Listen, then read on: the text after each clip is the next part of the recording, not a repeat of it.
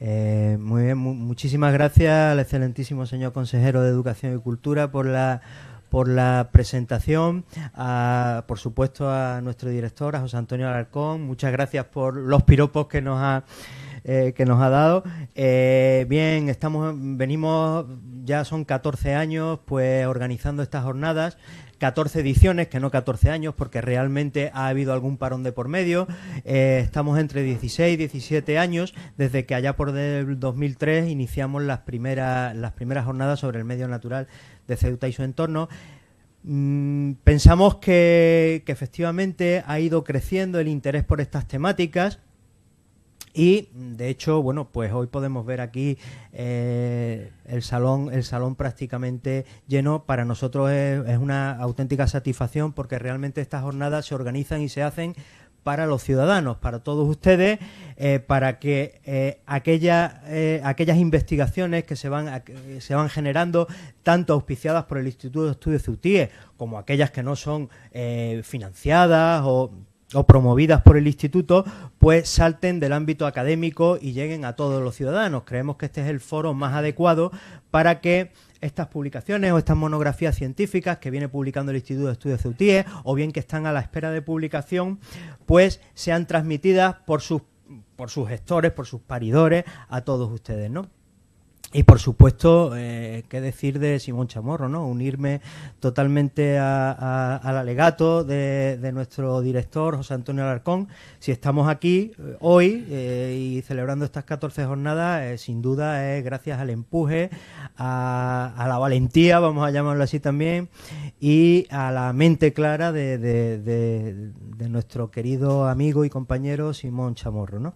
Y desde aquí, pues, un sentido homenaje, ¿no? Bueno, y sin más preámbulo, damos comienzo a estas 14ª jornadas sobre el medio natural de Ceuta y su entorno. Comentaba el consejero en su presentación, bueno, pues que se van a tratar temas de suma actualidad, asuntos pues que están muy en boga actualmente, incluso a nivel de calle, ¿no? Y ven, nosotros para organizar estas jornadas hemos partido, como estamos haciendo en los últimos años, de 3 premisas básicas, que serían la variedad en cuanto a las temáticas, la oportunidad y, relacionada con la oportunidad, por supuesto, la actualidad, ¿no? En cuanto a la variedad, pues verán ustedes pues que tenemos en el constreñido marco que nos proporciona 3 tardes, al fin y al cabo 6 ponencias distintas, pues intentamos abarcar temáticas muy diversas, de forma que toquemos en la medida de lo posible un amplio abanico de afinidades temáticas, y sobre todo pues que puedan ser colmados la mayor parte de los gustos personales de aquellas personas que bueno, pues que participáis, ¿no? O participan en las jornadas. En cuanto a la oportunidad y a la actualidad, pues bueno, ¿qué más muestra o qué mejor ejemplo que la propia ponencia inaugural de esta jornada, la primera de las ponencias, en la que vamos a tratar pues un aspecto muy novedoso, una cuestión muy novedosa, un problema que surgió en nuestra ciudad, también al otro lado del estrecho, pero en el ámbito sobre todo del estrecho de Gibraltar, como es la brutal invasión biológica generada por este alga exótica, Rugolopteris okamurae. Es una cuestión, pues bueno, yo creo que todos los ceutíes hablamos de esto. En cuanto a oportunidad me refería, comenzamos ya la temporada de baño, sabemos que están las playas pues en muchas ocasiones, y sobre todo cuando aparecen temporales de levante, se nos acerca uno para este fin de semana, pues las playas aparecen con enormes o ingentes arribazones de este alga invasora, que además está generando graves problemas a la administración en cuanto a la gestión de esos residuos que llegan a la playa. Se elevan los costes, lógicamente, y además hay problemas aparejados en cuanto a la salida de este tipo de residuos, ¿no? Pero bueno, esto es la punta del iceberg, como aquel que dice, porque nosotros vemos lo que estamos viendo fuera del agua, ¿no? O de la lámina de agua. El problema realmente, o la catástrofe realmente, la tenemos dentro, ¿no? En los fondos marinos. El alga vive, bueno, ahora pues el ponente nos hablará largo largo y tendido del asunto. El problema realmente está en los fondos, ¿no? Y en los graves problemas que está generando en los hábitats marinos autóctonos de nuestras costas, ¿no?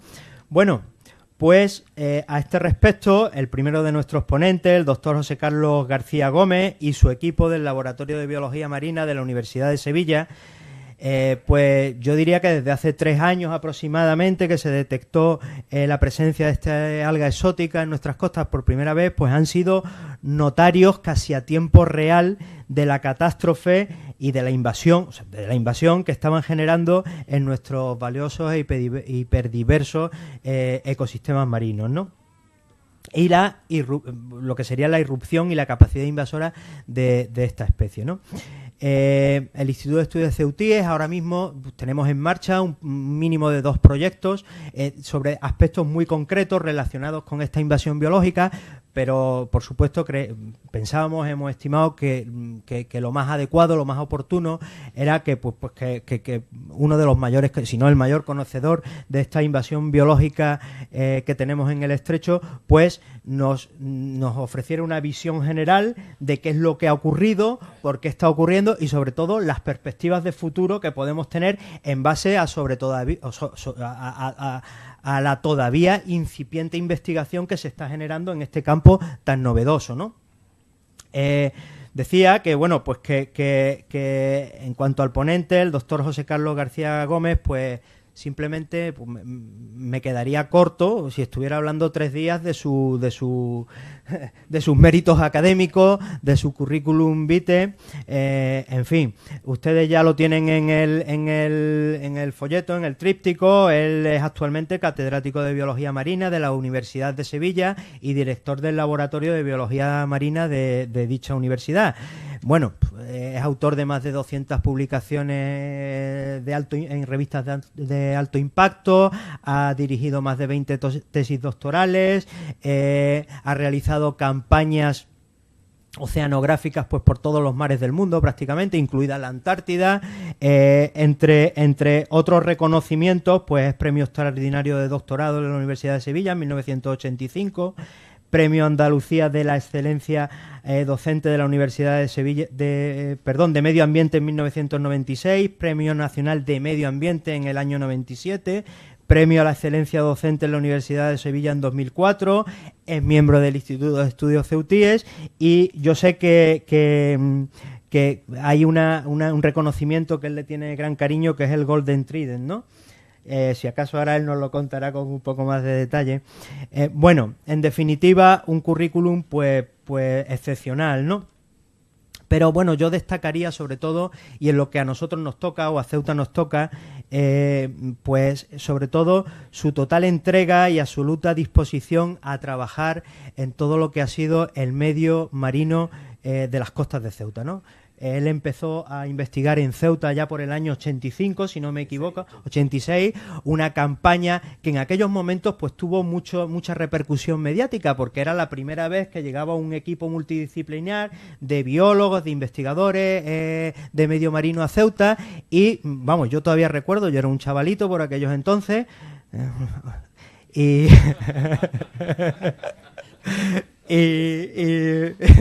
Y bueno, dieron además una conferencia en el club de actividades subacuáticas, en el CAS, ¿no? En el Club Náutico CAS, que yo me quedé pues realmente obnubilado, ¿no? Cuando vi aquellas diapositivas, porque eran diapositivas lo que se ponía en aquella época, de esos nudibranquios con esos colores, esa fauna submarina pues desconocida para casi todo el mundo, ¿no? Ya digo que comenzó allá por el año 86, ha descrito numerosas especies nuevas de nuestros fondos. Me viene a la memoria ahora un nudibranquio, Tamya ceutae, dedicado a la ciudad de Ceuta, y además ha sido un extraordinario colaborador de las administraciones ambientales, tanto de la ciudad como del Estado, aportando siempre sus valiosísimos conocimientos, su sabiduría a la resolución de problemas siempre complejos, ¿no? Ha capitaneado los equipos de investigación, el equipo de investigación que ha desarrollado varias tesis doctorales sobre esta lapa que tenemos aquí en Ceuta protegida, en peligro de extinción, que es Patella ferruginea, que seguramente ustedes conocerán por prensa, ¿no? Pero por encima de todos estos méritos académicos e investigadores del doctor García Gómez, yo destacaría sobre todo su valía, su extraordinaria calidad humana, ¿no? Es una persona totalmente accesible, sencilla, siempre dispuesta a ayudar y a aportar soluciones, y además de un trato muy cercano, exquisito y amable, ¿no? Cosa que nos viene demostrando desde hace más de 2 décadas, con una intensa colaboración con el Instituto de Estudios Ceutíes. Y no en vano es un destacado miembro correspondiente de nuestra institución. Pues bien, para el Instituto de Estudios Ceutíes es un verdadero placer y un honor pues contar con personas de la talla científica y humana del doctor García Gómez, y más aún poderlo presentar en estas nuestras jornadas, que evidentemente también son las tuyas. Muchas gracias.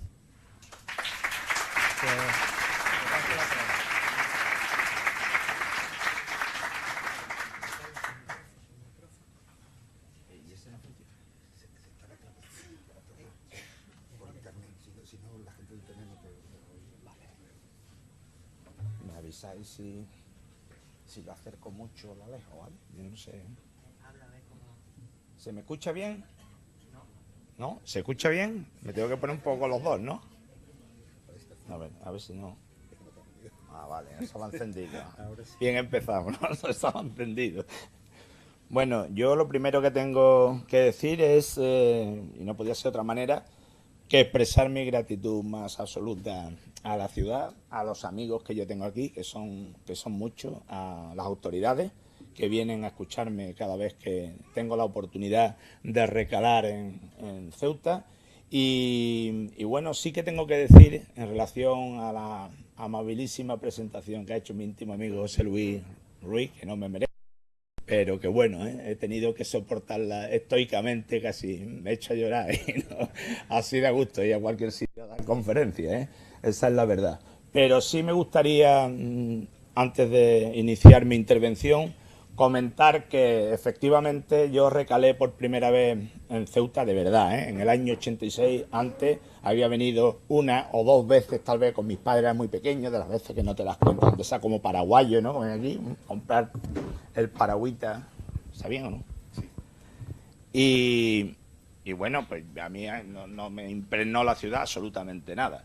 Tampoco esperaba en principio gran cosa en el año 86, porque fue un compromiso que surgió de una manera inesperada con el Museo de Ciencias Naturales de París, y me pidieron los franceses que buscara un sitio clave en el Estrecho. Habían pensado en Tarifa o en Ceuta, en los dos sitios. Yo Tarifa me la conozco muy bien, Ceuta no. Ahí ya estuve un poquito diciendo, Ceuta es una oportunidad muy buena. Ellos traían una financiación muy buena para cubrir todos los costes de todos los investigadores, porque vinieron equipos noruegos, australianos, italianos. Fue una cosa impresionante, ¿no? Lo que hicimos aquí realmente con un exiguo margen, digamos, financiero. Tampoco es que hubiera mucho dinero en la financiación de una campaña tan ambiciosa, pero sí lo suficiente para que esta cubriera todas las expectativas. Además, cubrió perfectamente las expectativas del tiempo, el tiempo de aquí, porque fue un mes de mayo que no lo olvidaré en mi vida, donde todos los días pudimos bucear. No hubo ni un solo día de levante fuerte ni de poniente. Eso yo creo que ha sido la única vez. Ahí se alinearon las estrellas y claro, todo el mundo recuerda esa campaña de una manera tremenda. Pero la hicimos muy participativa, para el pueblo de Ceuta. Decidimos que por la tarde se tenían que abrir las puertas, y mientras estábamos allí separando material y demás, pues los niños con sus padres pasaran por el Club Náutico CAS y vieran lo que estábamos haciendo. Para conseguir aquello tuvimos que hablar con el Club Náutico CAS, que fue lo que nosotros en una primera instancia vimos que tenía más prestaciones para colocar allí unas mesas con las lupas, los microscopios y demás. Y entonces lo dirigía Antonio Cruces. Me acuerdo que salió por una puerta, él muy grande, José Carlos, tal, ya sabía porque yo lo había escrito antes. Y él no sabía que los dos franceses que venían conmigo, uno el director del Museo de Ciencias Naturales de París, que sabían español, ¿no? Y bueno, después de contarle de qué iba la batallita, me cortan seco y me dice, pero bueno, José Carlos, vamos al grano. ¿Y los españoles qué vamos a sacar de todo esto? Yo no sabía dónde meterme. Y bueno, esa fue mi entrada triunfal en Ceuta. Luego ya me hice íntimo amigo de él y como consecuencia de ello y de que pasara pues prácticamente mucha gente, ¿no?, de Ceuta precisamente interesada por las actividades que nosotros estábamos desarrollando aquí, pues ya los puntales que siempre me han mantenido aquí, José Manuel Ávila, Paco Perejita, nuestro amigo Bavarín, que me cuesta recordar que se llama Salvador Díaz, y por supuesto los del Instituto de Estudios Ceuta, José Luis Ruiz y Javi. Es decir, amigos que los tengo ya desde hace mucho tiempo, que cada vez que me llaman, pues simplemente la única condición que le pongo es que me lo digan con tiempo, ¿no?, porque si no les puedo fallar. Y procuro no fallarles. Esa es la razón por la que desde el año 86, de una manera ya continuada, no esporádica, pues he mantenido una relación muy estrecha con Ceuta, con los ceutíes, con su gente, con mis íntimos amigos, y hasta el día de hoy, ¿no? Ha habido algún periodo así que está un poco más descolgado por razones profesionales, pero esa unión fortísima se ha mantenido de una manera increíble, de lo cual pues yo me felicito enormemente, porque la verdad es que cada vez que vengo aquí me emociono, ¿no? Bueno, dicho esto,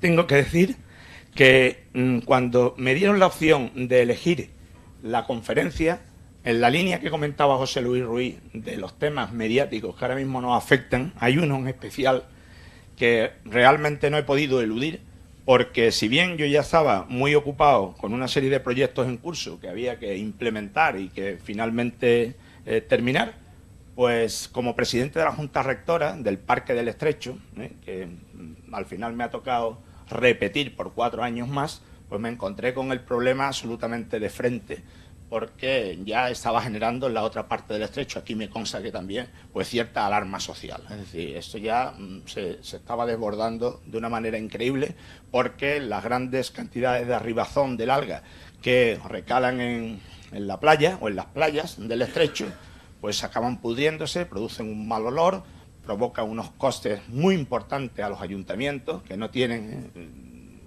dinero suficiente para afrontar esas actuaciones de limpieza, que además se hacen muy reiterativas, y luego también el carácter de insalubridad ambiental. No se sabe realmente si eso puede hacer un daño a la salud o no hacerlo, porque entre otras cosas no sabemos exactamente qué tiene ese alga dentro. En cualquier caso, ya como biólogo marino no pude eludir tener que enfrentarme al tema, y precisamente la Compañía Española de Petróleo, su fundación, pues con un contacto que hice muy rápido, nos dio un primer proyecto, luego se han sumado otra serie de instituciones, se ha creado un pequeño consorcio, todavía nos falta un pequeño remanente para poder abordar los importantes costes que tiene el proyecto, porque la verdad es que lo hemos planteado a la matrícula, muy ambicioso, luego nos quedaremos a lo mejor en el notable, o a lo mejor en el aprobado. ¿Por qué? Porque toda la revisión bibliográfica previa de situaciones similares de bioinvasiones de macroalgas en el mundo no nos ofrecen una luz de esperanza clara, en el sentido de que esto es como ponerle puertas al campo. Yo le pongo puertas al campo, lo que está dentro se sale y lo que está fuera se mete. Entonces, ¿cómo controlas parcelariamente eso? ¿Cómo puedes hacer un tipo de tratamiento, que los hay, submarino, para eliminar el alga sin hacerle daño a las especies que tenemos aquí?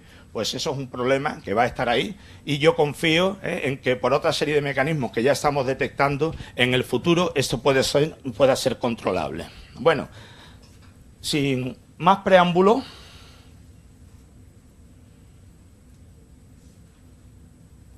simplemente comentar que el tema de las bioinvasiones no es que esté de moda ahora, es que es una auténtica realidad insalvable, porque a nivel mundial y con el calentamiento global, muchas especies que encuentran un vector de dispersión, como puede ser un barco o una botella de plástico, tienen una capacidad impresionante de colonizar espacios y zonas geográficas extraordinariamente alejadas de sus puntos de origen. Esto está ocurriendo en el mundo entero, ya hay una serie de cifras y de datos que reflejan la magnitud del problema. Se sabe ya con certitud que el principal vector de este tipo de bioinvasiones y de colonización de especies exóticas de hábitats muy alejados de los suyos originarios, el principal vector es la navegación, el tráfico marítimo, ya sea por fuera, en lo que se llama el biofouling, las incrustaciones que se pegan en los barcos, en el casco, que hay que limpiarlos cada cierto tiempo, o bien en las aguas de lastre. Y luego hay otra serie de vectores, como es la acuicultura, y como son algunas, digamos, algunas vías que vamos a comentar muy sucintamente ahora para que veáis hasta qué punto este es un tema serio, como es la alteración del ecosistema por la invasión, entre comillas, de los plásticos a nivel mundial. Un plástico flota, un plástico tiene una capacidad tremenda de poder soportar vida marina, de la que necesita un soporte sólido para fijarse y, por tanto, para transportarse. Y luego, evidentemente, hay que tener en cuenta también la capacidad expansiva que tienen muchas especies por fenómenos naturales. Ahora vamos a comentar uno en especial que a mí me sorprendió mucho cuando vi los datos científicos del fenómeno.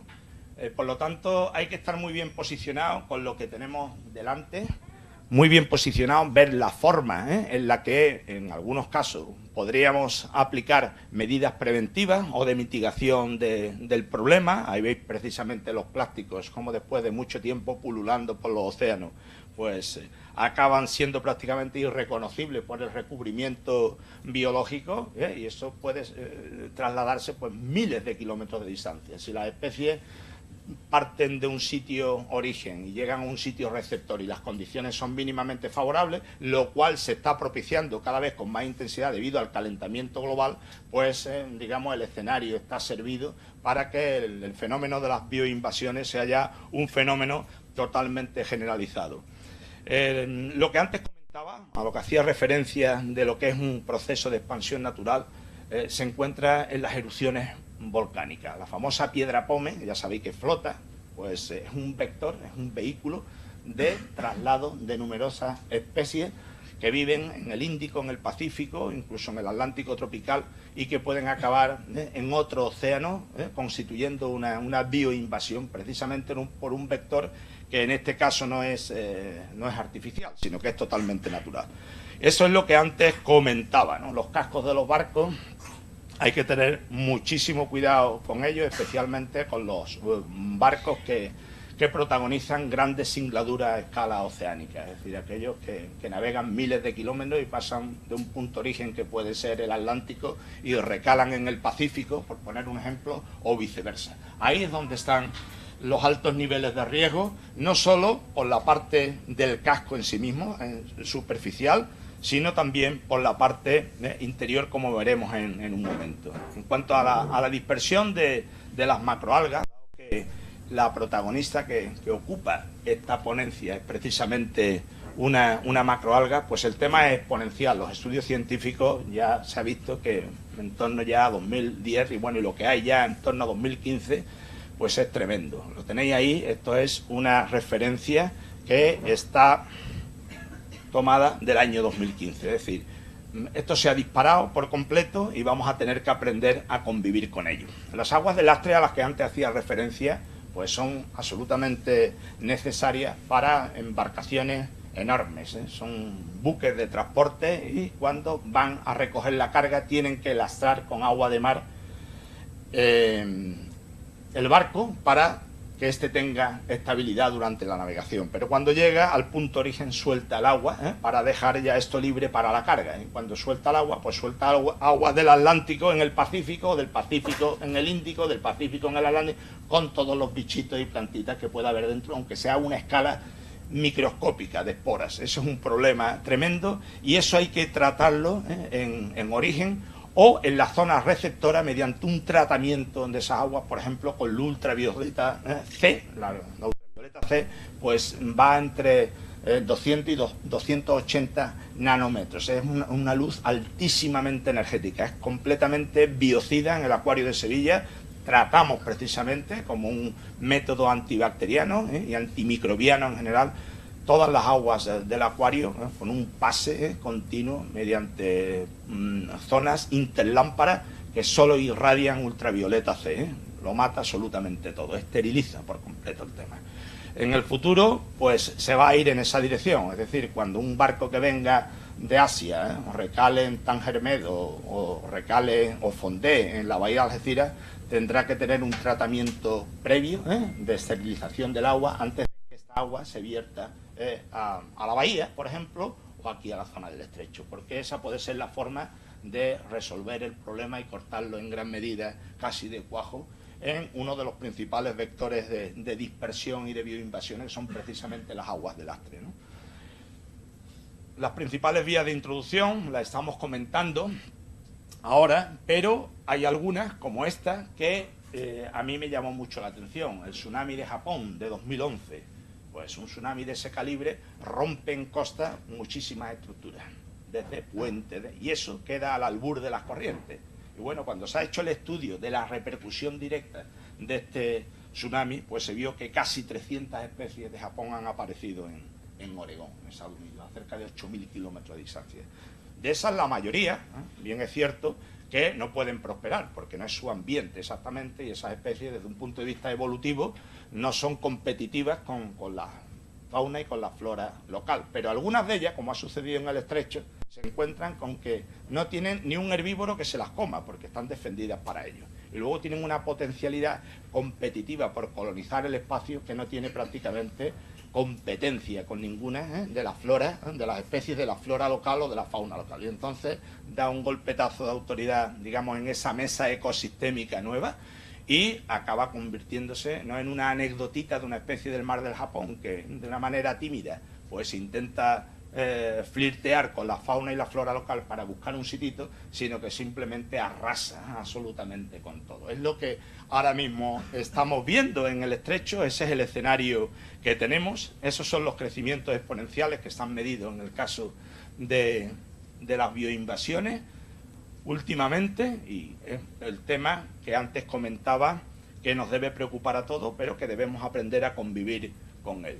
Ahora existe un caso similar en el mundo al del estrecho, que es el del sargazo del Caribe. La diferencia es que el sargazo del Caribe y la zona donde está protagonizando esa bioinvasión es de una especie del Caribe, no es una especie exótica. Simplemente lo que se ha visto es que con el calentamiento global están cambiando las corrientes allí, y en el transcurso de esas corrientes se están encontrando unas inyecciones de nutrientes que provienen de fuentes de contaminación que hacen que la especie se desborde en crecimiento. Y eso ahora está acabando con, digamos, la zona turística, o la está castigando muchísimo, la zona de Quintana Roo, de las Islas Cozumel, donde está Cancún, etcétera. Es un problema brutal, con unas pérdidas en millones de dólares tremendas, simplemente porque claro, el turista que va allí y quiere bañarse y lo que se encuentra es un cenagal de algas, donde se está bañando, pues dice, mientras esto no se solucione, yo no vengo más aquí, y además no le doy buena prensa. Es decir, que tiene unas connotaciones de impacto económico en el ambiente turístico verdaderamente brutales. Esto lo tenemos aquí en el Guadiana. Yo estoy dirigiendo un proyecto importante sobre el estuario del Guadalquivir, y estoy verdaderamente aterrado de que esa especie que proviene del Amazonas, el camalote, pues llegue al Guadalquivir. Fijaros que esto es el Guadiana y aquí no se ve el agua, nada más que se ve aquí. Está totalmente cubierta. Menos mal que el Guadiana, a diferencia del Guadalquivir, no es un río navegable. Pero ya se han gastado en torno a 32 millones de euros para erradicar el problema con fondos europeos y no lo consiguen. Es decir, las pérdidas económicas que generan las bioinvasiones son elevadísimas. En muchos casos son prácticamente insoportables por la administración local, la autonómica. Hay que recurrir, en el caso de Europa, a fondos europeos, y ni por esa, porque es este caso. Se ha ido completamente de las manos. Y nosotros lo que estamos, o lo que vamos a hacer para un proyecto que está en curso, es colocar estaciones de vigilancia ambiental, estaciones centinelas que detecten de una manera rápida el inicio de la invasión para erradicarla. En el momento que eso se va de las manos, ya mal asunto. Esta es la línea de la Concepción, ahí enfrente, y esta es nuestra alguita, la de aquí, la de Ceuta, para que la veáis, de hace un par de años. El problema está en el estrecho, perfectamente afianzado. Esto es Bolonia, el año pasado, ya lo veis, y a Bolonia no había llegado, ha llegado en menos de un año. O sea, sirvió o actuó a modo de cortafuegos en la isla de Tarifa, desde Tarifa hacia el Atlántico. Para nada prosperaba. Se veía como material de arribazón, pero no se veía anclada ya, fijada en las piedras. Pues en un año ya ha pasado prácticamente el faro de Trafalgar, ¿no?, hacia Conil. Es decir, ya toda esa zona la ha colonizado el alga. Sin embargo, en el Mediterráneo le cuesta muchísimo más. Es decir, Gibraltar sí que está haciendo de cortafuego, y eso probablemente se debe a que cuando hace poniente, aquí, el agua allí está muy fría, porque el viento va desde tierra al mar, arrastra la superficie del agua hacia adentro y está restituida por agua profunda. Por eso, si os habéis bañado en la zona de la Costa del Sol con poniente, muchas veces se ve la gente, yo no sé cómo se puede bañar uno aquí, mete uno el pie y está el agua helada, como un plato, pero helada. Entonces, este alga no se encuentra para nada bien con el agua demasiado fría, y por eso precisamente puede actuar de cortafuego. Esto es el corazón del Parque Natural del Estrecho, la Torre del Guadalmesí. Esto es continuo allí, y además donde está la flechita es precisamente la desembocadura del río que le da nombre a la torre, del río Guadalmesí, un río que está en el centro del Parque del Estrecho, una zona de cala o ensenada donde todo el arribazón se va acumulando y se va pudriendo, y va generando unas condiciones de insalubridad tremendas. Y luego está el hecho de que antes de salir el material de arribazón pues se concentra en el agua. Aquí puede haber 1 o 2 metros de profundidad y es una columna totalmente de algas empaquetada y esperando que un golpetazo de corriente la saque. Bueno, ese proceso de putrefacción masiva aquí genera un problema ambiental tremendo, no solo para el ser humano que se quiera bañar, sino para las especies autóctonas. Hay algunas que están en peligro de extinción, como la lapa a la que tú has hecho referencia, Patella ferruginea, que está en la zona intermareal. Cuando sube la marea, ese animal sale a comer totalmente en un fangal de descomposición así. Y ya hemos detectado algunas que se están muriendo por esta razón. Pero eso hay que demostrarlo. La ciencia para esto ve las cosas, uno es capaz de formular su hipótesis de trabajo, pero luego hay que convertirla en una tesis y demostrarla. Allí la tenéis.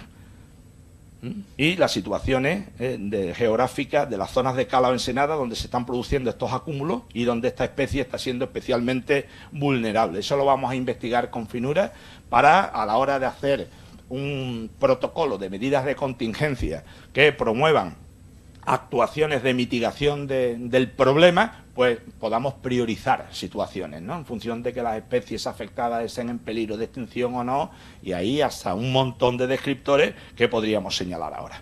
Luego, cuando se seca, pues produce unos acúmulos que salen flotando, como si fueran esponjitas, y eso luego se va degradando fuera, ya mar adentro, y cae en el fondo. Eso está provocando un impacto que puede ser medible, lo hemos visto en algunos sitios en particular, pero fijaros en esta imagen. Esos acúmulos que están en la costa lo que hacen es acorralar un montón de especies de cardúmenes, de peces pelágicos, de sardinitas, de boquerones, y al final no salen de ahí. No sabemos si es que realmente falta el oxígeno al final, o estas especies, cuando se está descomponiendo, sueltan unos productos tóxicos a los que ahora vamos a hacer referencia, que hacen que sea absolutamente inabordable el poder vivir en la columna de agua cuando ese proceso se desata de una manera masiva con una biomasa enorme de estas especies. Con la pesca no tengo claro lo que está pasando, pero sí me escribió personalmente el presidente de la Federación Andaluza de Cofradías de Pescadores, absolutamente alarmado para que los científicos interviniéramos en el tema, porque ya no sabían cómo abordar la situación de algunos pescadores que utilizan unas artes de pesca. Ese vídeo porque no lo podemos activar aquí, pero esto es un molinete que está sacando un arte de pesca. Si uno ve el vídeo entero no ve la red, solo ve el alga impregnando la red. Yo tengo imágenes submarinas de trasmayo donde no ve el trasmayo, lo único que ve es una cortina de algas perpendicular al fondo, y tú dices, ¿aquí qué es lo que hay? Parece una pared, es una red totalmente cubierta de algas. Y los pescadores se están quejando mucho de pérdidas importantes en el sector debido a ello. Evidentemente, cuando hablamos de arribazón en playa, hablamos ni siquiera de un 10% de lo que se produce bajo el mar. Es decir, un poco la punta del iceberg. Tú ves el iceberg y dices, oye, 9 de 10 partes del total está sumergido. Tú estás viendo 1 de 10 partes. Pues esto es un poco lo mismo. Por lo tanto, lo que cabía esperar es que cuando uno se sumerge, pues prácticamente gran parte de los fondos rocosos del estrecho de Gibraltar están literalmente alfombrados por este alga. Cuando uno ve eso, no hace falta ser un lince para concluir que gran parte de la flora y de la fauna autóctona que vive encima de las piedras ha sido desplazada. Y es una especie potentísima desde un punto de vista competitivo, no solo porque te empuja a irte, sino si estás perfectamente instalada, te rodea, como veréis algunas fotos, perfectamente, y tú observas aquello y ves que la especie rodeada, pues en principio no exhibe ninguna señal de estrés, pero en el momento que se muere te está esperando para ocupar su sitio. En el momento que ocupa su sitio ya no hay sitio en la piedra para que especies autóctonas lo ocupen, con lo cual va ganando la partida y lo va colonizando absolutamente todo, desplazando a medio o largo plazo a las especies locales. Fijaros en esta grafiquita. Yo en ese tipo de conferencias no soy para nada, digamos, partidario de colocar gráficas, sino ir más a las imágenes y a contar una historia, ¿no? Porque si no se hacen, entre otras cosas, muy pesadas. Pero fijaros aquí que estamos a partir del 60% de cobertura, es superficie de fondo recubierta por el alga, en donde hicimos un ensayo precisamente aquí en Ceuta. Pero entre 10 y 20 metros ocupa más del 80% de la superficie del fondo. Eso es una brutalidad. Eso es, por eso me he atrevido a poner el título de invasión extrema, ¿no? Es algo verdaderamente inaudito. Y uno empieza a bucear en muchos tramos de las costas de Andalucía de aquí, lo que ve es eso, es decir, como una intrusa que se ha introducido en nuestro ecosistema y ha dicho todo para mí, gracias, ¿no? Y entonces hay que ver cómo esto se podrá resolver en el futuro. Para colmo, es una especie muy camaleónica, porque lo mismo se exhibe con un porte muy frondoso, muy amplio, y tú dices, qué bonita, esa está, un alga bonita, pero de pronto ves otra ahí al lado y dices, esta no es la misma, hasta que te das cuenta que lo es. Y nosotros buscamos un truquito, los que somos aquí de la zona, pues somos imaginativos y digo, y cada vez que tengamos la duda, vamos a mandar una cosa de esta a un laboratorio de genética, es que aquí no vamos a acabar nunca, porque ves que la especie se manifiesta morfológicamente de forma distinta. A ver qué nos puede ayudar a descubrir qué es esta especie. A mordisco, ¿sabes? A mordisco. Entonces nos dimos cuenta de una manera muy sencilla que la especie pues sabe completamente distinta de todas las locales, pero un sabor fortísimo. No sé si habéis probado alguna vez el tataki de atún rojo, pero con el wasabi. El wasabi es para gastarle una broma a un amigo, yo se la gasté a mi hijo, porque parece guacamole, y le dije, mira qué rico está esto, pero tómatelo de golpe. Y por poco se le incendia la boca.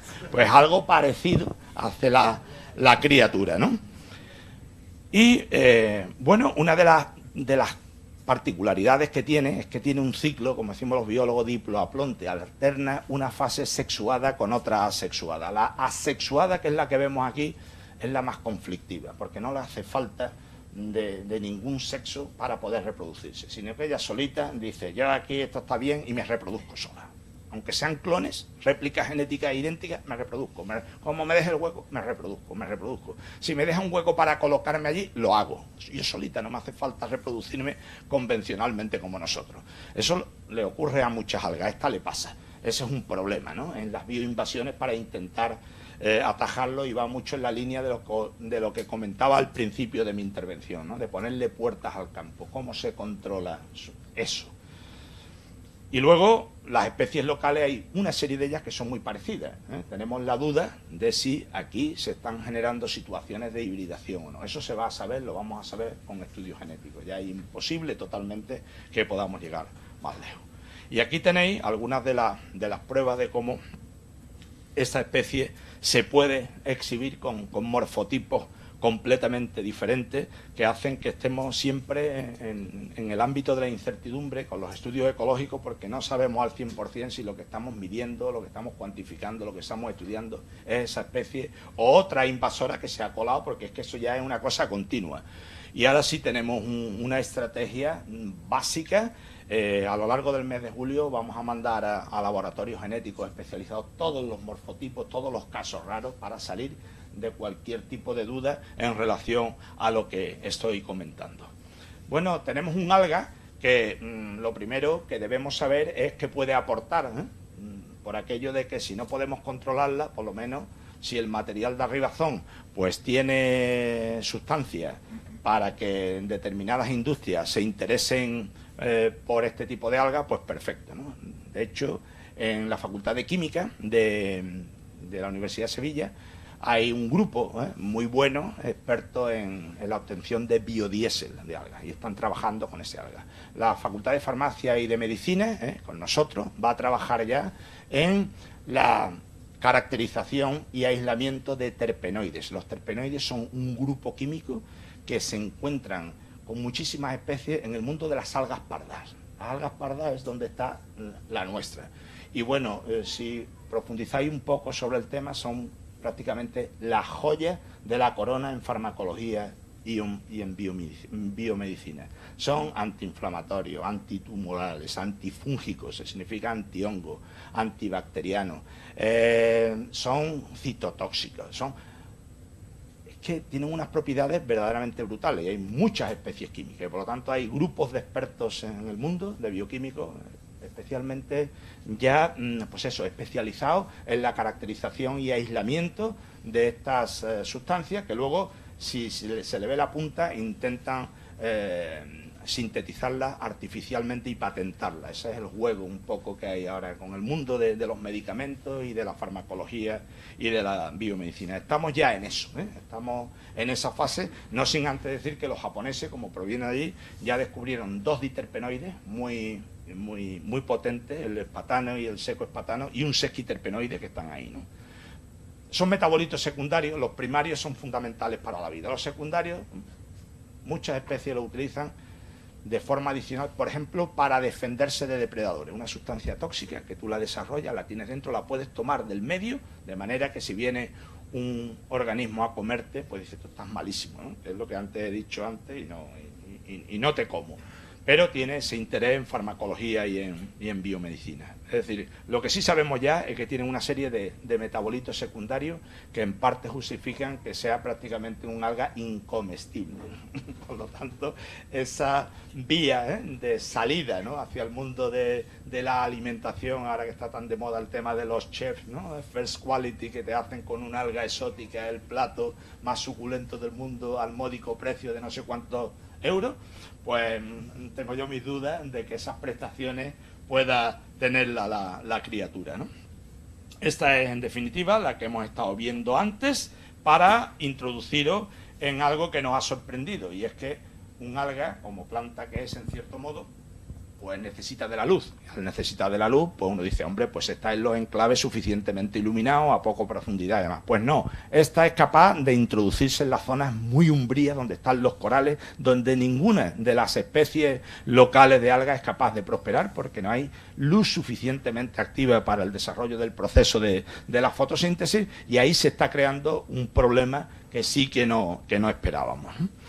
Luego, uno de los focos de introducción más importantes de las especies exóticas que puedan ser potencialmente invasoras son los puertos. Mañana nuestra querida Macarena, que se formó en nuestro departamento allí en Sevilla, va a dar una ponencia específica sobre el tema. Pero yo quise ver las prestaciones que tenía esta especie en los puertos. Impresionante. Está en los diques exteriores de abrigo, en la zona exterior, en la interior, en las zonas de transición. Absolutamente todo esto es la especie, o sea, cubre todas las rocas dolomíticas de cantera, que son las que constituyen los diques de abrigo para romper la energía de las olas, completamente cubiertas por la especie.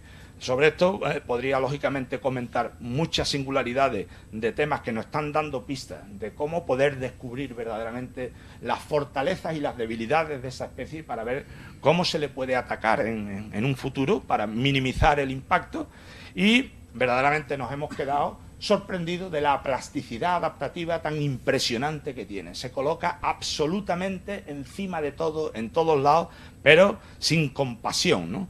Veréis aquí algunos casos que a mí me llamaron poderosamente la atención. Si aquí hay buceadores, cuando habéis encontrado con la cubierta de una rueda de camión o de coche, pues eso es un caucho que es muy anti-fouling, es decir, eso no le gusta a ningún bicho marino colocarse, y se ven todas las plantitas al lado y la rueda diáfana sin que se coloque. Pues esta se coloca también. ¿Le gusta? ¿Es que le gusta?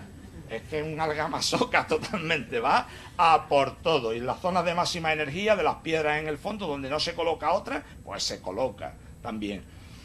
En las redes, estas son retales de redes que te encuentras en el fondo, que yo las he desencriptado un poco, precisamente para poder hacer la foto y que se viera de qué estaba hablando, ¿no? La distribución de la especie ya lo tenéis aquí, donde hay arribazón o no. Esto ya se ha quedado anticuado, porque ya hemos visto que ha rebasado la zona de Trafalgar. Pero aquí y aquí es una bioinvasión en toda regla, en la línea que estamos comentando ahora. ¿Qué está pasando aquí?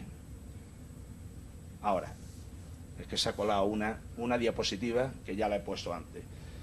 Antes de ir ya a entrar en la última fase de la exposición, comentaros simplemente que el medio marino, al ser el mar un medio en torno a 1000 veces más denso que el aire, pues tiene la particularidad de no ser visto desde arriba. Nosotros somos entidades biológicas terrestres, no marinas. Entonces hay que tener especial sensibilidad con el mar, porque podemos estar bañándonos con el agua en el ombligo y ahí puede estar aconteciendo una catástrofe ecológica y no somos capaces de advertirlo. ¿Por qué? Porque podemos pasar de esta situación a esta sin darnos cuenta y además ser irreversible. Los biólogos marinos estamos muy metidos en ese tema. Los casos extremos del blanco y el negro son obvios de identificar, no así la gama de grises intermedia. Ahí es donde está el reto para el biólogo marino, que es capaz de detectar con prontitud que se está produciendo un problema verdaderamente tremendo. En este sentido, simplemente comentar que hay catástrofes ecológicas que cambian el sentido totalmente de lo que es la red ecosistémica de una zona concreta del mundo, al nivel de cambiar totalmente la apariencia, por ejemplo, por la erupción de un volcán. Esto, si queréis, luego os comento por qué. ¿Por qué digo esto? Porque es tan sutil todo lo que pasa en el mar, que esta ilustración lo recoge perfectamente, parece que es exactamente lo mismo. Pero aquí nosotros podemos hacer un estudio finísimo de la calidad de agua, incluso de los organismos que están en el fondo, y al final, después de un tiempo observando esta pradera que llega hasta los 20 metros, llega un día que lo que hacemos es verla hasta los 15, es decir, entre 15 y 20 metros ha desaparecido. ¿Y eso qué quiere decir? Pues que ha habido ahí una componente de turbiedad del agua que no hemos detectado, que ha hecho que ya a partir de 15 metros esto no puede hacer fotosíntesis. Y entonces cuando le seguimos esa pista nos damos cuenta cuál es el factor de contaminación y de alteración que ha aparecido o ha devenido absolutamente encriptado en todos los análisis anteriores. Y en definitiva, con este tipo de dibujitos, lo que quiero haceros ver es que pasamos de esta situación a esta en muchos casos, de esta situación a esta otra. Afortunadamente, en las actuaciones de restauración ambiental, esto puede ser reversible también, y lo hemos visto en algunos lados. Por eso hay que saber detectarlo a tiempo y entrar en esta historia. Y voy entrando ya en la parte final de la exposición, porque desde primera hora, cuando vimos que hay organismos que viven en el fondo marino encima de una piedra y que ellos solitos son extraordinariamente sensibles a cambios ambientales y se mueren en el momento que, por ejemplo, la temperatura sube, y se mueren porque no tienen capacidad de huida ni de desplazamiento. Imaginar un mejillón, si se le pone feo el tema, no puede salir, no tiene patita para salir corriendo y escaparse de allí. O soporta el nuevo cambio o se muere. Hay muchísimas especies extraordinariamente sensibles que nos pueden servir de chivatos, de vigilantes ambientales submarinos para interpretar qué es lo que está sucediendo con el cambio climático. Nosotros hemos puesto a punto una metodología muy sencilla, simplemente de cuadrículas, que se colocan en el fondo, son cuadrículas fijas sobre sensores ambientales que nosotros previamente hemos identificado como tales. Y sabemos que si eso cambia un día, por ejemplo, por la intrusión de una especie invasora como la que nos ocupa, eso nos lo va a detectar. Así ha ocurrido, y para que tengáis una idea del tema cómo va, esas cuadrículas se monitorizan en el tiempo, se tratan de una forma muy fina para ver si hay cambios en la superficie y en las coberturas, especialmente de las especies sensibles que nosotros estamos monitorizando. Lo hacemos en un tiempo 1 al tiempo n, lo podemos hacer de manera continuada. Aquí en Ceuta vamos a colocar estaciones centinela también, como las que tenemos allí, dentro de lo que es la estación marina que estamos gestionando en la ciudad y que está en el puerto. Y esto al final nos lleva a un examen secuencial de las mismas fotos, exactamente. Eso es una información potentísima, porque está haciéndote ver si el sistema está o no cambiando y a qué puede deberse. Por lo tanto, eso ha sido fundamental para detectar esta especie invasora, teniendo en consideración que, precisamente por el seguimiento en el tiempo de esas cuadrículas, al final nosotros podemos detectar el problema. Fijaros que la metodología que hemos puesto a punto consiste, incluso como herramienta participativa de los clubes de buceo, consiste en que en una página web que pusimos nosotros a experimentar, no la hemos abierto totalmente porque eso hay que mantenerlo y antes de que se te caiga tienes que tener muy controlado el asunto, pues los biólogos o simplemente los submarinistas de los clubes de buceo hacen la foto en su estación centinelas, se implican en la conservación del medio marino, las superponen en el tiempo y nosotros hemos desarrollado un software que analiza las diferencias. Y eso te lleva directamente a, por abreviar, a un semáforo. Inmediatamente el semáforo se enciende una luz. Si se enciende la luz verde, no hay diferencia significativa, no hay ninguna alteración, esto está bien. Y no hace falta hacer ningún tipo de estudio más. Si se pone naranja, algo está pasando, y ya los científicos vemos si eso es señal de alerta ambiental seria, para ver cuál puede ser el origen del problema. Pero si se enciende roja, ahí se ha producido ya un daño clarísimo y hay que ver cuáles han sido las causas que lo han producido. En ese sentido, así detectamos nosotros cuando entró en 2016, después de estar en 2015, el alga invasora. Las estaciones centinela de la isla de Tarifa ha sido impresionante y eso lo estamos cuantificando de una manera muy fina. Además lo hemos hecho en los sitios más difíciles para el alga. Son sitios altamente umbríos, donde está el coral naranja, que es una especie protegida a nivel europeo.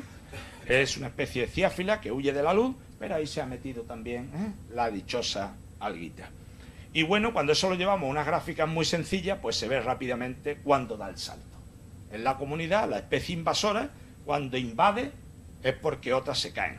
Esto en un esquemita más sencillo lo vemos aquí, ¿no? Entra en enero de 2016, arranca hacia arriba y las demás se vienen abajo. Simplemente el coral naranja se queda porque no mueren las colonias, hasta que eso está pasando ya este año.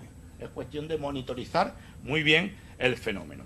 Y por lo tanto, cuando eso se trabaja de esta manera, podemos avanzar mucho más en el conocimiento, sobre todo de la potencialidad expansiva de esta especie, que con estas otras que vengo a citar aquí, que también son especies invasoras, que provienen de otras partes del mundo, ninguna de ellas es capaz de aguantarle el pulso. Se las lleva por delante a todas. Esta última es algo verdaderamente impresionante y este estudio ya lo hemos hecho en plan fino. Tan es así que cuando además no tiene sitio para colocarse, se coloca encima de las nuestras. Fijaros el proceso. Esta es uno de los morfotipos agresivos. Va creciendo y se coloca encima. Le doy la vuelta a esto y esto que ya se ha muerto. Es decir, no deja absolutamente nada. Hasta los gusanitos tubícolas que viven en tubos apergaminados, como este, que lo veis aquí, se colocan en los tubos y ocluye la salida del animal y se acaban muriendo. En el caso, por ejemplo, de las holoturias pasa exactamente lo mismo. Los pepinos de mar se suben encima de los pepinos y no se sueltan. Se acaban muriendo también. Esos son ya aspectos muy puntuales, muy finos, que nosotros vamos observando de cómo esta especie invasora ataca a la fauna, pero ya independientemente, y no deja títere con cabeza. Esa especie, que se llama litófaga, vulgarmente dátil de mar, está protegida por la Unión Europea. Bueno, esta especie es litófaga a su nombre el hecho de que vive dentro de las estructuras de piedra dolomítica, de cantera o no, que son de carbonato cálcico. Excava y ahí deja los dos huequecitos del sifón inhalante y el exhalante, son como especies de ochitos, y lo que hace esta especie es colocarse encima y ya no puede respirar y se muere. El impacto directo sobre especies protegidas que tenemos en la zona es verdaderamente notable y es una de las actividades o de los objetivos prioritarios que tenemos en este proyecto. Ya no queda tan claro lo que hace esta especie. Esto es una piedra suelta, totalmente cubierta de la invasora, con un pulpo. ¿Hasta qué punto suelta una feromona o suelta una especie de sustancia química de carácter alelopático que permita mantener a raya lo que tenga atrás? Lo hemos visto con algunos peces, las especies locales que van encima de las alguitas nuestras y se entremezclan con ellas, y cuando llegan a donde está Rubulosteris guardan una distancia. Es como dijera, esto huele mal, y no, estando viva, no en fase de putrefacción, pero eso tenemos que demostrarlo, no lo sabemos con certitud. Y evidentemente cuando entran con el mundo de las gorgonias y del resto de las especies, pues es que al final no deja ni verse el motivo fundamental de la foto. En las zonas umbrías, las que son muy umbrías, no puede, por ejemplo aquí, pero aquí hay una oscuridad casi total. Esta foto está hecha con flash, ¿no? Y esto es lo que comentaba en un principio. Esto es una cidia colonial, muy emparentada filogenéticamente con nosotros, dentro del grupo de los cordados. Y bueno, nosotros vimos a ver si se observaban señales morfotípicas de estrés, no tenía ninguna. Pero cuando esto se muere, ocupa su sitio. Y al final, como tú muérete, que yo te espero aquí, me ocupo tu sitio, y ya no vas a volver a entrar aquí. Con lo cual, pues va ganando terreno en todas partes. Eso está ocurriendo con los erizos, que probablemente está desplazando el erizo precisamente por lo que estoy comentando ahora mismo. Con las gorgonias, que están protegidas, algunas de ellas, está pasando lo mismo. El caso de Astroides calicularis es especialmente llamativo porque al final está acabando con numerosas colonias. Nos quedaba por considerar, para ir ya concluyendo, hasta qué punto la flora y la fauna local es capaz de contraatacar y subirse encima de la nueva. Pues al principio era descorazonador, porque no veíamos más que alguna cosa incipiente como esta, que esto es una especie colonial, y se queda el primero de la colonia, y no sale ni uno más.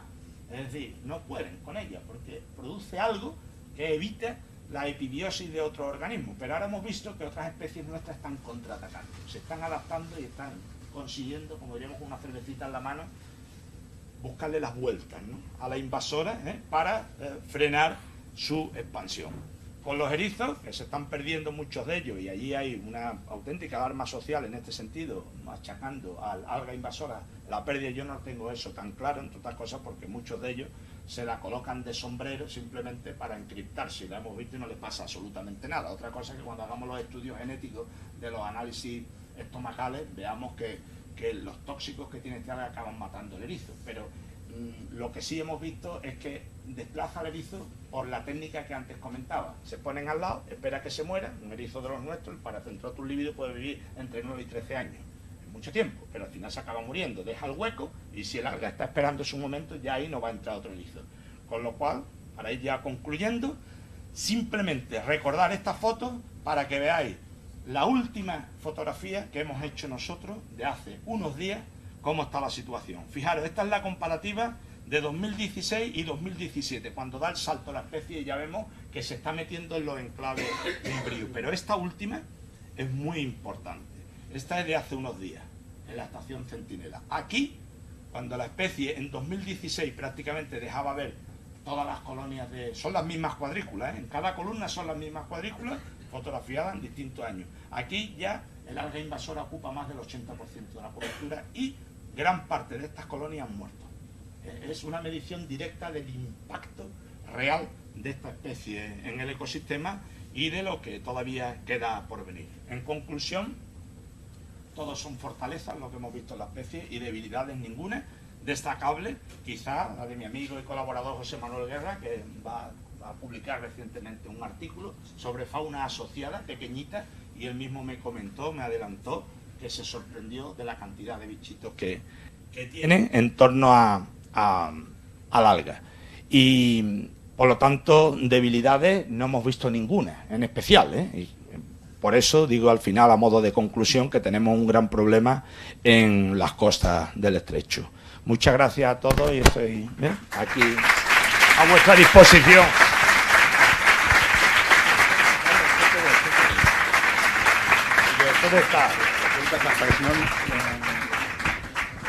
Sí, muy bien, pues muchísimas gracias, José Carlos. Me ha parecido extraordinaria tu presentación, tu ponencia, y yo creo que nos ha quedado a todos muy claro la magnitud del problema que se nos presenta y sobre todo la rapidez con la que está avanzando el problema a todos los niveles, ¿no? Vamos a abrir ahora un turno de preguntas. Antes de abrir el turno de preguntas, quisiera comentar una cuestión que se me ha olvidado anteriormente, un poco cuando estaba presentando a José Carlos.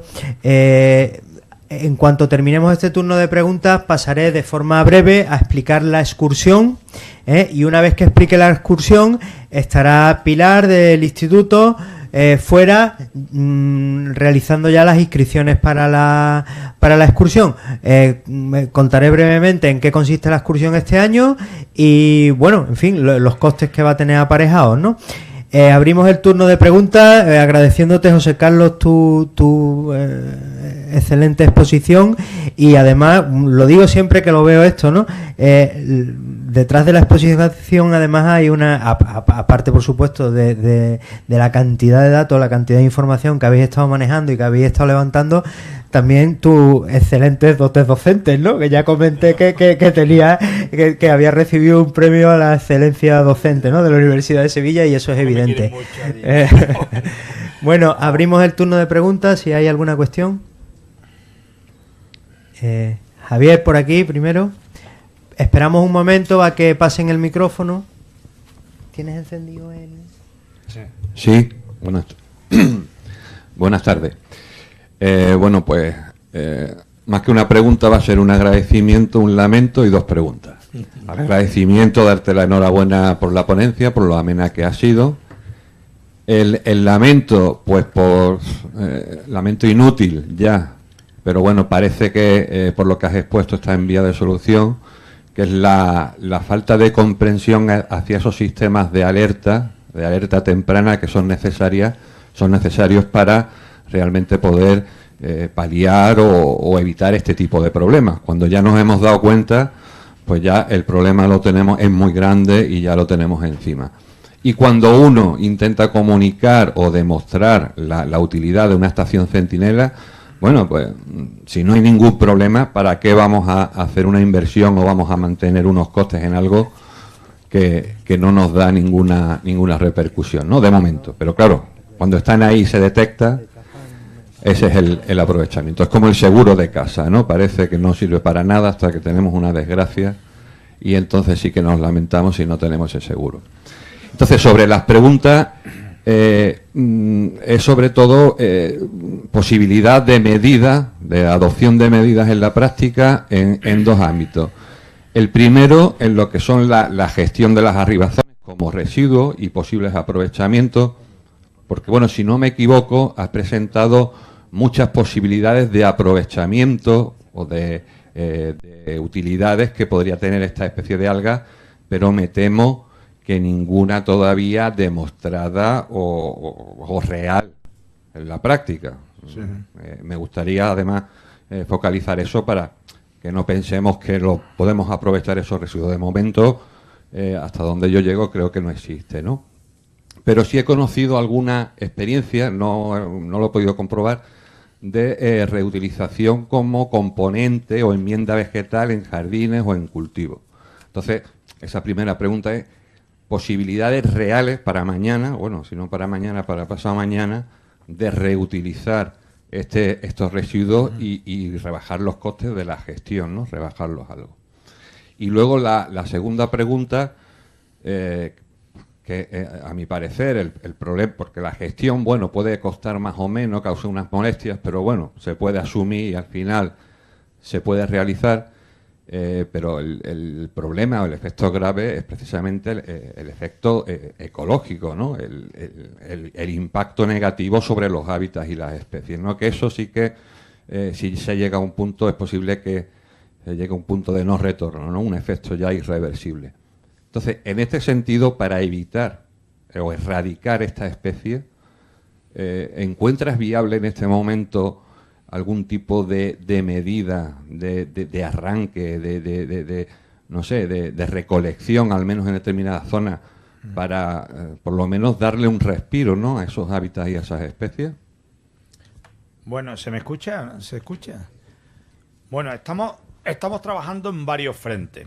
Y te cuento porque estamos trabajando de verdad en esta especie con intensidad desde hace relativamente muy poco tiempo, porque cuando hemos tenido los primeros recursos, y el artículo que os envié venía simplemente de que motu propio, pues entré de lleno con unos colaboradores a hacer una exploración preliminar de las potencialidades de la especie, que es lo que se recoge en el artículo que tenéis.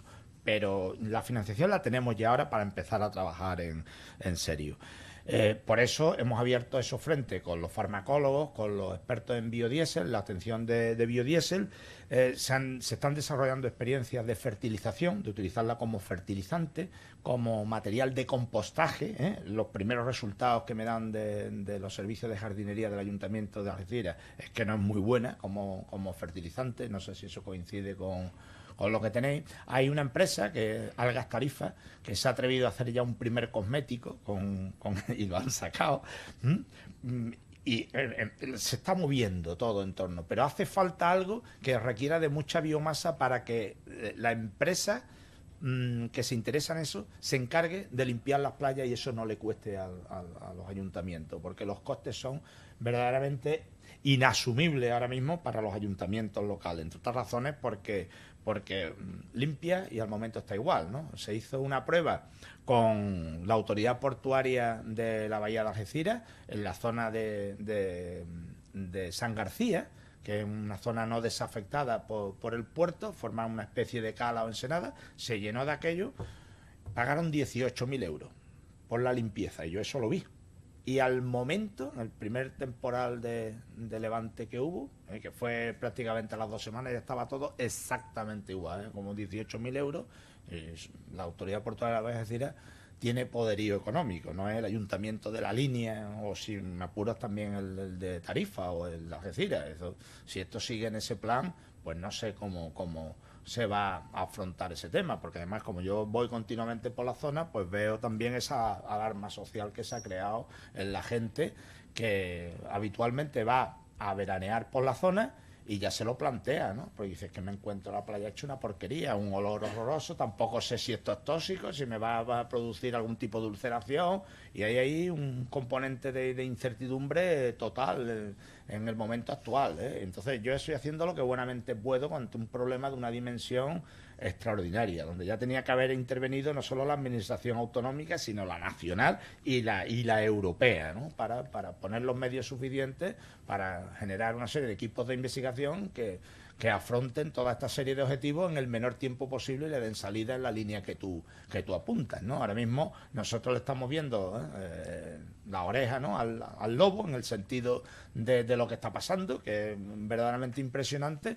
pero yo sospecho que, por lo menos por nuestra aportación, hasta que podamos tomar decisiones y dejar un protocolo de actuación encima de la mesa, vamos a tardar por lo menos un par de años seguro, ¿no? Y en relación a una pregunta muy directa, en el sentido del impacto ecosistémico, yo sí ya estoy priorizando los lugares de zonas umbrías altamente sensibles desde el punto de vista ambiental, donde están los corales, donde está la diversidad mayor, que es donde se pueden implicar los clubes de buceo, de la misma manera que se organizan las jornadas de fondos limpios y demás, pero ya ad hoc, en sitios muy concretos para erradicar la especie manualmente, cosa que se puede hacer. Yo he hecho algún ensayo y teniendo en consideración que nosotros dentro del programa de investigación que estamos desarrollando vamos a hacer un estudio muy fino de cómo crece y cuánto crece la especie a lo largo del año. ¿Por qué? Porque si detectamos que cuanto menos crece, que es lo previsible, es en invierno, ese es el momento de cogerla,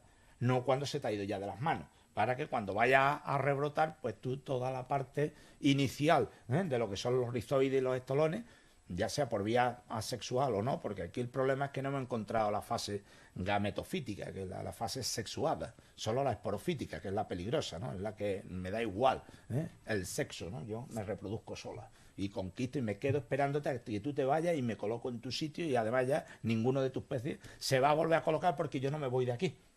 Porque aunque parezca que es una especie anual, por la cantidad de arribazón que suelta, deja una parte antes allí, como diciendo, yo suelto parte para vuelvo a crecer rápidamente. No deja, digamos, una oportunidad a la biota local para decir, en este momento del año yo tengo que soltarme y volver a recolonizar, sino que deja ahí su semillita para que cuando me vaya yo sigo estando ahí. Es decir, yo he conquistado eso y de aquí no me muevo, ¿no?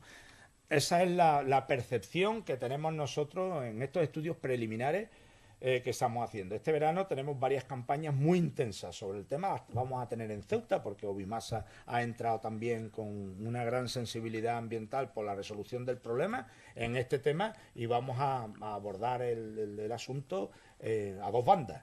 Y espero que en un tiempo más o menos razonable podamos por lo menos desarrollar un protocolo provisional de actuación que al menos mitigue el problema. Entre tanto, la fauna y la flora local contraataca, que ya lo estamos viendo, como he comentado, y es lo que más esperanza tengo, porque todas las situaciones precedentes de casos de bioinvasiones, al final se ha llegado a una situación nueva de equilibrio en la que han puesto coto a tanto desmán las especies locales, pero han necesitado de tiempo.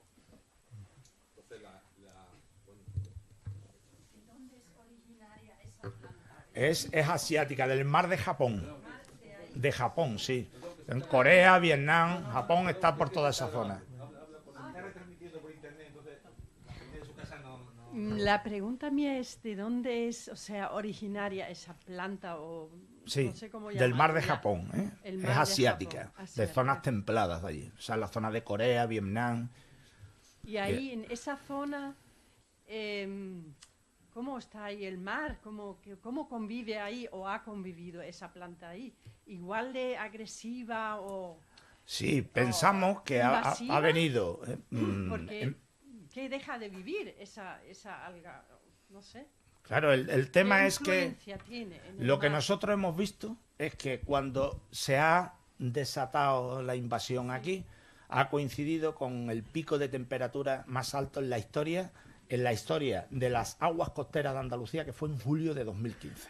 Se alcanzó 23,19 grados. Eso fue un pico en julio, ¿eh? Nunca se dio esa cifra. Y fue ahí y entonces cuando hicimos la revisión en el mar de Japón, es precisamente la temperatura óptima, prácticamente entre 20 y 25 grados para la reproducción, coincidiendo exactamente. Entonces basta que la fase, digamos, asexual, ¿no?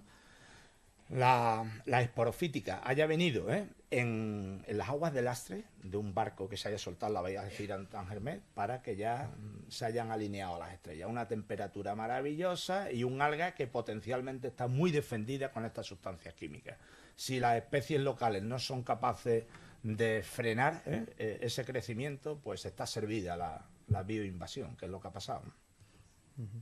Sí, yo creo que un poco también lo que preguntaba la señora era en su zona originaria, Sí. ¿qué ocurre? Entendemos que, bueno, pues que es una especie... El equilibrio, claro, allí ha pasado lo que va a pasar aquí en el futuro. Y es que como es originaria de allí, cuando una especie surge en un ecosistema, va triunfando en ese ecosistema en la medida que las demás te dejen, por decirlo de una manera muy sencilla. Y entonces, desde la base, desde el arranque de lo que se llama la sucesión ecológica, el proceso de formación del ecosistema en general, pues hay un equilibrio muy duro. Eso es como una jungla, es una guerra biológica brutal donde cada uno va encontrando su sitito, y cada uno se respeta en mayor o menor grado. Y además, si allí quiso flirtear como aquí, en el sentido de todo para mí, porque aquí nadie me come, en el sitio de origen de una planta de ese tipo siempre surgen, no los depredadores, porque es una alga, pero sí los herbívoros. Peces que se la comen, que son capaces de neutralizar las toxinas, y allí en el mar de Japón los tienen, aquí no. Aquí ha cogido a todo el mundo con lo que yo dije, esto es una porquería, ¿no? Pues los peces lo mismo, yo los veo que se acercan, es que ni siquiera se atreven a morder, sino hacen así como diciendo, porque no tienen brazos los peces, yo salté ahí y me voy. Es una exageración, pero para que se me entienda por dónde van los tiros. Por ejemplo, los estudios de bioinvasiones de la Caulerpa racemosa en el Mediterráneo empezaron un poco así, no de una manera tan violenta como en este caso. Y ya se ha demostrado que hay especies de páridos, los sargos nuestros, las doradas, que se han acostumbrado a comer los productos tóxicos, los metabolitos secundarios, que hacen que sean sean algas muy defendidas. Y entonces se ve que ya al principio no podían, vomitaban. Y ahora ya lo asimilan perfectamente, es cuestión de tiempo. Dice, oye, esto al principio lo pruebas y vomitas por hacer una salada. Luego dice, hombre, esto no está para vomitar. Y luego dice, oye, pues hasta está bueno. Eso hay gente hasta está bueno esto. Gente que la pasa con el whisky también. Mira, solo una aclaración rápida. Entonces la respuesta a las dos preguntas es que no. Para mañana ahora mismo no hay ninguna medida. Nada. Y una respuesta de sí o no, a 20-30 metros, que es donde ocupa esos porcentajes tan altos de cobertura, ¿realmente sería viable una erradicación manual mediante buceadores? Hombre, en zonas iluminadas no, porque eso son cantidades inmensas. Eso puede ser un acto de buena voluntad, eso no se va a ninguna. He contactado con una empresa, que eso no te lo he dicho antes, de alguicidas, de expertos en sustancias químicas que de una manera absolutamente finalista y directa pueden matar determinado tipo de algas. Pero es lo de las puertas en el campo, que antes decía. Como tú eso lo haces aquí, por muy bien que parcele el tema, y tú controlas que ese alguicida no mate a las algas nuestras. Yo en eso no confío en nada. Es que ni siquiera lo vamos a intentar mientras a mí ese equipo de trabajo no me demuestre que merecería la pena el ensayo. No confío nada en eso. Son cosas extraordinariamente peligrosas que al final pues no van a traer un buen resultado. Pero bueno, algo saldrá para mitigar el problema. Yo confío en eso, si no, esto es ganas de hacer tonto y de comprometerse y porque de liarse. en esto que comentas, además incluso puedes estar acabando con un potencial aliado, ¿no? Visto la capacidad de respuesta que ya algunas especies autóctonas parece que están atisbando, ¿no? Sí. Yo me he sorprendido en un año, ¿eh?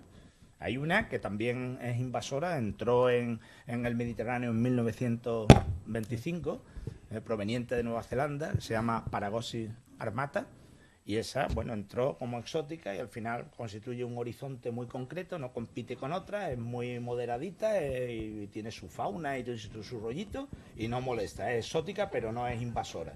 Y esta ha cogido y se ha colocado encima, pero en un año la otra ha dicho, ¿a dónde vas tú, no? Sí, sí. Y ha reaccionado y se coloca encima de la invasora. Y yo la veo y le veo los puntos de aclaramiento de la superficie, una alga parda, y tiene los pigmentos porque ya no le llega la luz.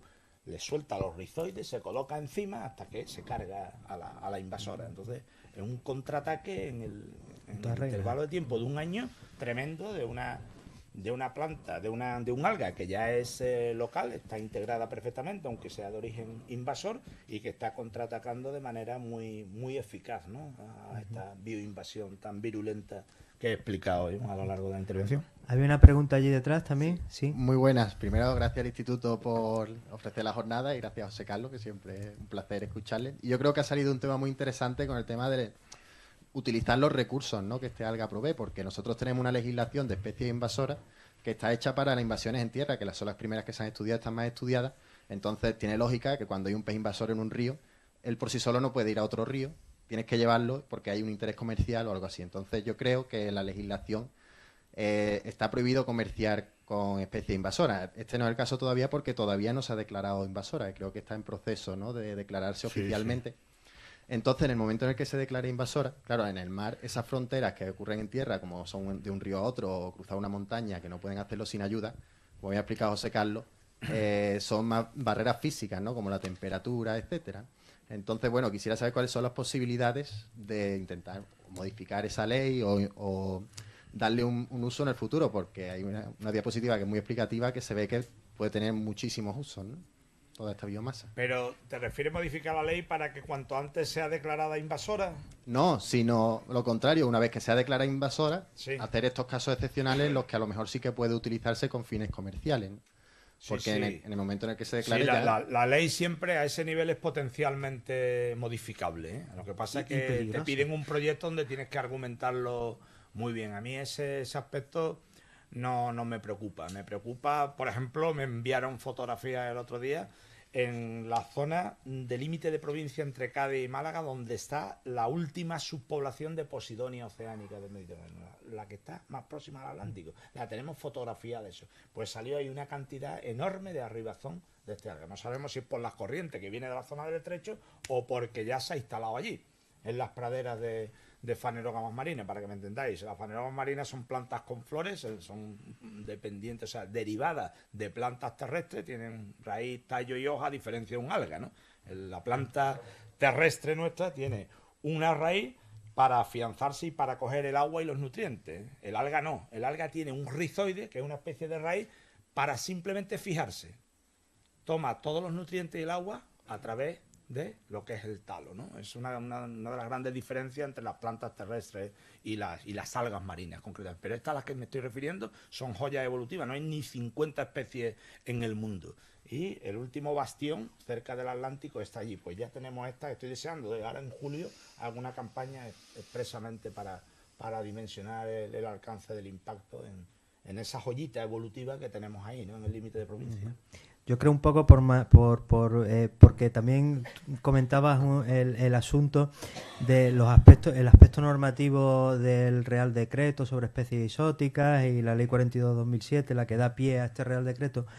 Te referías al caso de que en el momento en que se declarase como especie invasora no se podría hacer un uso comercial de la planta. Efectivamente, solo recoge la actual normativa en materia de especies exóticas invasoras. Y la verdad que es que ha supuesto un problema importante con otras especies invasoras en el territorio nacional, como ha sido, por ejemplo, el cangrejo de río, la trucha arcoíris, la percasol, etcétera, ¿no? Una serie de especies que además constituían, tenían una cantidad de población importante. Por ejemplo, en las marismas del Guadalquivir, con el cangrejo de río, había un problema social importante, ¿no? Al declararse invasor, se prohíbe pues la comercialización y la captura, ¿no? Por parte de, digamos, un uso comercial o en este caso pesquero, ¿no? De esa especie. ¿Qué ocurre? Que bueno, que el que hizo la ley hizo la trampa, ¿no? A continuación, poco después, pues se aprobaron una serie de medidas, bueno, otro Real Decreto que modificó esta normativa y hizo una serie de excepciones, porque además ocurre, o como puede ocurrir con este alga, ya veremos cuál es el devenir de este alga, ¿no? Ocurre que es que las administraciones legislan de esa manera, pero después no ponen los recursos para que esa legislación se cumpla, en tanto en cuanto a acabar con el cangrejo de río. Hoy por hoy en España y concretamente en la desembocadura del Guadalquivir, en las marismas de Doñana, porque nos entendamos, pues es una utopía. Es una utopía, porque es brutal la invasión. Llevamos decenas y decenas de años con ella y es imposible, ¿no? Entonces, la única forma de realmente tener mantenidas o contenidas esas poblaciones dentro de unos límites no asumibles, pero mucho menos que si no se hiciera una explotación casi industrial de ellas, pues es vía pesca y recurso pesquero. Eso es así. No sé yo qué ocurriría en el caso de este alga, pero evidentemente si se le busca una solución comercial, por llamarlo de alguna forma, pues posiblemente habría que estudiar la excepción, ¿no? Evidentemente ya con la experiencia que hay con este tipo de especies y además las broncas parlamentarias que han llevado aparejadas, pues yo creo que este tipo de situaciones se estudiarán y se sopesarán mucho y muy tranquilamente antes de plasmarse en una norma, ¿no? Sí, había... El caso del cangrejo del río es paradigmático de lo que yo he comentado. Como haya necesidad de darle la vuelta a la norma de buscar, se le da, porque eso además produce 100 millones de euros al año en las cooperativas. Claro. Es un recurso económico y bueno, como va a dejar a las criaturas ahora en el paro si es una especie invasora, por mucho que la norma se haya, digamos, establecido de una manera muy estricta, al final le han dado la vuelta. Una pregunta más y rápida, porque es que vamos ya muy mal de tiempo, ¿vale?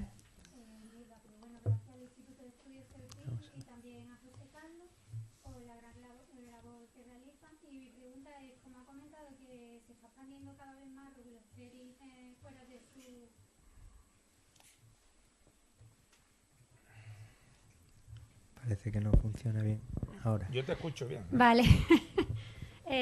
Como en la expansión de Regulosteri sigue creciendo fuera de su zona inicial geográfica, ¿cómo atraería peces japoneses? Sería una de las preguntas.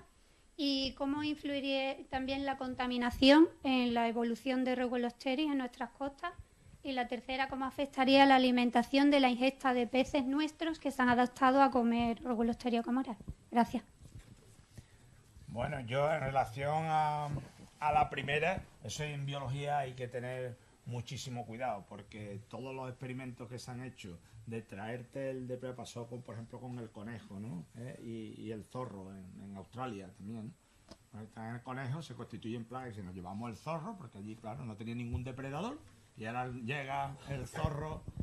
Llega a Australia y dice aquí... Pero perdona, José Carlos, ¿sí? Que te interrumpa. Me refería no a traer nosotros el pez de Japón, sino que ese pez se vea atraído al ver la gran zona que tiene... que pudiera venir voluntariamente. Que pudiera voluntariamente venir especies japonesas aquí. Eso puede ocurrir perfectamente en las aguas del Astre. Claro, y afectaría... haya sido y vengan unos cuantos y entren y dicen, hombre, si aquí tenemos la colega y además por todos lados, que comemos allí. Y entonces tenemos la plaga 2, ¿no? La 1 ya estaba y ahora viene la 2. Eso podría ser, claro. Vale, con invertebrados igual, mucho más viable que con peces, ¿no? Invertebrados herbívoros que son capaces de neutralizar esos metabolitos secundarios que los tiene en Japón. Esos son más fáciles todavía de venir en el biofouling o o en las aguas de lastre. Vale. La otra era cómo influye la contaminación en el crecimiento o expansión de Regulosterio camorae. Bueno, yo pienso que si la especie se encuentra en un sitio donde haya un aporte importante de nutrientes, viendo cómo es capaz de desarrollarse en cualquier parte, se va a ver muy beneficiada, ¿no? Sin embargo, lo que he visto en particular en zonas muy antropizadas o parcialmente antropizadas, interior de puertos y demás, está, pero no está tan bien como en zona de aguas libres, entre otras cosas porque dentro de un puerto en el agua es como llaman los ecólogos de modo calmo, ¿no? No se mueve prácticamente y no se mueve la energía, ¿no? Y son algas altamente energéticas, eso se ve perfectamente incluso en los escalones donde se asienta en las piedras en el fondo, donde se coloca, donde pega la corriente y se produce la derivación, ahí es donde se colocan, no en los sitios, por ejemplo, completamente planos, donde le cuesta trabajo afianzarse y demás, ¿no?